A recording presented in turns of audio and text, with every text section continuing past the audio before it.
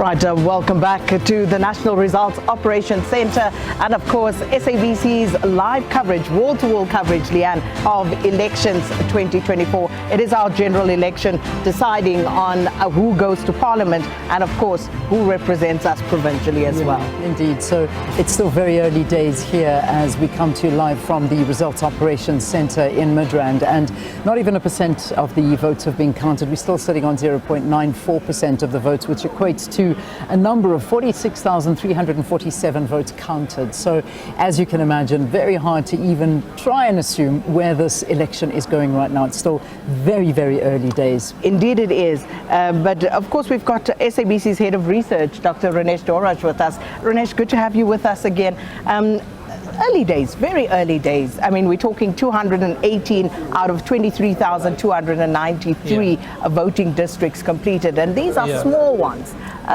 So not much to read at this point. Absolutely nothing at all, Sakina, unfortunately, because I think we had a very busy election day yesterday. We saw those long snaking queues, so obviously lots of voting stations closed very late. Remember, we have warm bodies, we are human beings, people need to rest as well. So I think IEC staff were exhausted, so they probably stopped voting at one point in time during the morning. I came in at 2, by the way. I think you guys came in slightly later. At one point in time, for about 2 hours, the results were totally frozen, and the results only started moving around 5:30, and now we see some kind of movement, but I don't expect any major shifts any time before 12.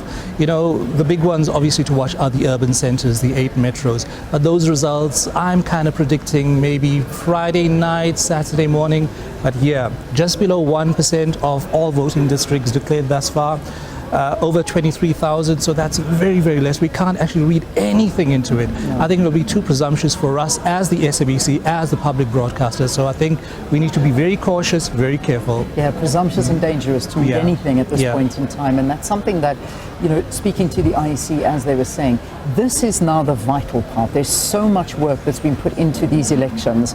And now, as you mentioned, human error is not what we need right now. So the rest is needed. People need to get, you know, into a good frame of mind to start making sure that everything is done properly. Although they did explain that there are 4 different checks and balances that go into everything before that comes on the board, and that's another issue that we have to take into consideration as to why it's slow in terms of trickling in there. Because it has to be audited. So by the time those results hit the board, it's been audited. That's final. But I do think, Ronesh, there is going to be a surge at some point because there will be a change of shift with the IEC staff. They brought in additional staff to help with the counting. So watch the space. I think we're going to see a surge at some point. Certainly. So we sit at 1%, well, just below 1% at the moment. When do we start getting a clear picture? At what percentage of the votes can we start saying, oh, now we're getting interesting and this is where things are starting to tell a picture? I think, Leanne, because these elections were very different, this time around we've got 3 ballots. This time around we've got independents as well. So the counting process is naturally going to take much longer than previous elections like in 2019. 2019, 2014, 2009, we kind of had a very big picture or a clearer picture with the metros declaring as late as Friday, early Friday afternoon, early Friday evening. And I think this time around that's going to be pushed slightly into Saturday, maybe midday Saturday.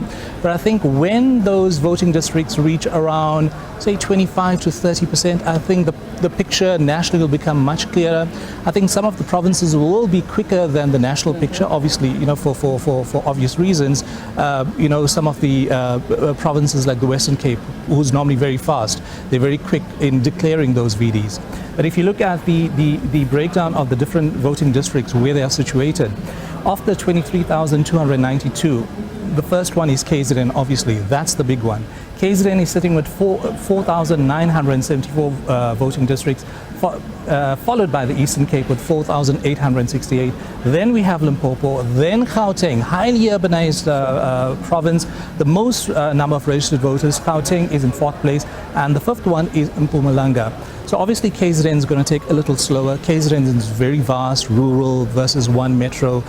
We've got, I think, 45 to 47 local municipalities, district municipalities. Eastern Cape as well, very rural province, 2 metros in that province. Limpopo, rural as well. Gauteng, like I said, highly urbanized. Gauteng, I expect the results to come in thick and fast. So those highly urbanized provinces, the results will push in from those provinces. Then maybe combined with KZN, Eastern Cape and Gauteng, that will give us a bigger picture of where the ANC is heading, where the EFF is going, where MK is going, all those tugs and push and pulls, yeah. And it's very interesting already, if you look at very early days and very speculative at this stage, and we cannot overemphasize that. Please, there's nothing to read into the numbers we are looking at right now. It's too soon, it's less than 1% of the vote, but already we start to see, as we usually would, the ANC leading the pack. Yeah. And it's going to be interesting to see how that picture changes. Or if it will change. I think it will over change. Time. It will change, whether it's nationally or whether in all the 9 provinces. I think the ANC is expected to do well. You know, it's the governing party since 1994. People have identified with the ANC. You know, that's the party that brought liberation to South Africa. People identify. But I think in a previous interview I mentioned something very important. If you go back to the 2014 elections, 2019, 2024, now that is a very different type of voter that entered the voters' roll. From 2014 onwards, we have people who have become registered voters voting in that election with no direct experience of apartheid pre-1994. So 2014, 2019, certainly 2024, that voters' roll has altered.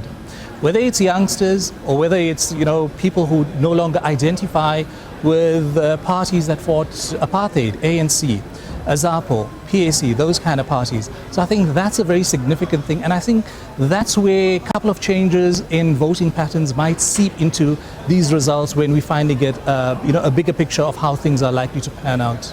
Can we look at some of the issues that were reported on yesterday? Because I think we need to speak to the patience of South Africans and almost commend them. I mean, obviously we do know that going into elections is something that is a right, and people do need to do it. But we did see a lot of snaking queues yesterday, but besides that, we saw a lot of glitches, we saw a lot of offline from the IEC, we saw queues that were only cleared in the early hours of this morning. So there were quite a lot of frustrations in South Africans yesterday. Have we seen this from looking into previous years' elections? If we had to do a little bit of a comparison, how are we doing here? From not asking the IEC, because they're going to say we're doing well, we thought we did well, but Ronesh, from looking at past elections, how would you rate them? I mean, what from what we're hearing? I think, to be very honest, Leanne, I think the IEC as the electoral management body kind of underestimated the impact and the magnitude of these elections. I think they underestimated the issue of the 3 ballots firstly, and the very important thing that we touched on Monday was the issue of the Section 24A applications. Not many people received that communication, whether it was via your political party, whether it was via NGOs, whether it was via the IEC or media like ourselves. So if people went, in previous elections, you could vote anywhere in your province, you'll get both those ballots. There were 2 ballots, in previous elections. This time around, it's consistent with what happens at local government elections. You get 3 ballots. So this issue of the introduction of 3 ballots is nothing new. It has been happening in local government since 95, 96, then obviously 2000 onward. So, but obviously the counting process in local government elections takes a little longer because of the district municipality. You get a ballot for that if you're within a local municipality, non-metro. So I think the issue of the 3 ballots did cause some issues yesterday. And then, going to a voting station where you're not registered. And people have been communicating about this, talking about this, assuming. There were lots of assumptions. They assumed they could go anywhere in the province as long as they are within the boundaries of Gauteng or KZN, and that has changed. There have been amendments to the Electoral Act, and I think the IEC has emphasized this point. at various media briefings as well, where the CEO actually went on stage and said, it is what it is. We just have to deal with it. We want to prevent issues that happened in 2019, allegations of double voting. People are going from one station, hopping to the next station, and political parties were accusing the IEC of allowing those kind of things, to seep into the system. So I think that was the main aim behind that, and I think that was one of the main reasons why we saw those long queues that we saw yesterday. Obviously, there is this phrase, this hashtag as well on social media, 2024 is our 1994. Yeah. Maybe it is a sign of things to come. Maybe people have been revved up, they have been energized, they are unhappy. You look at the country today, lots and lots of issues, power cuts, water issues. It's not only KZN, it's Gauteng, it's all over the place. Unemployment. People are unhappy. Unemployment, issues. Crime, rampant. There's a lot. Yeah. I mean, but just in terms of, sorry, I'm going to wrap it up now, and I think you can weigh in on this, SK. I mean, let's just getting back to the buy-in from South Africans in this election. And Sakina and myself were sharing notes in makeup this morning saying, I've never been to a voting station in all of the past elections after 6, 7 o'clock at night and seen long queues. This experience was completely different for me at my voting station that I always go to every year. I have gone to when we have voted. There were queues, there were people standing patiently. So it's just from a glimpse around, it certainly looked like South Africans participated. They really showed up this time. Yeah, I think in 2024 it's a very different kind of voter. And I think that's what we saw yesterday. The voters' role has changed. It has altered. Is it though? Because I'm questioning a few things here. Whether the long queues were as a result of glitches at these voting stations, or whether more people turned out. And we won't know until we have a reconciliation of those numbers. So the jury is still out on that. Indeed. And I also think the IEC must take some blame, because when I voted on Monday, before I could fly to Gauteng, to be here with you guys, I went to my voting station. It was, I think, around 9:30. The IEC guys weren't set up. When I went, the guy was still trying to put up the box, the ballot box where you actually, deposit your vote. And then he forgot to ink my thumb. I voted, and as I was about to exit the voting station, he said, no, wait, I need to put the ink on your thumb. So I think the IEC staff were kind of overwhelmed by what to expect in these elections, the issue of the 3 ballots, what follows next. And then obviously the other issue for me was the thing of the voting booth. Julius Malema, the EFF leader, spoke about it yesterday. He says, but this, this is anti-democratic. It's the first time where your back, your back is faced towards the IEC staff. So they technically can see what who you're voting for, because the ballot paper was so long, and they know the position of certain parties on the ballot paper. Malema actually picked up on that, and when I went to vote on Monday, I highlighted that. I asked the presiding officer, but why is the voting booth not turned the other way around? He says, no, those are IEC regulations, it has changed, and I think that's a concern. Well, it wasn't the case at my voting station.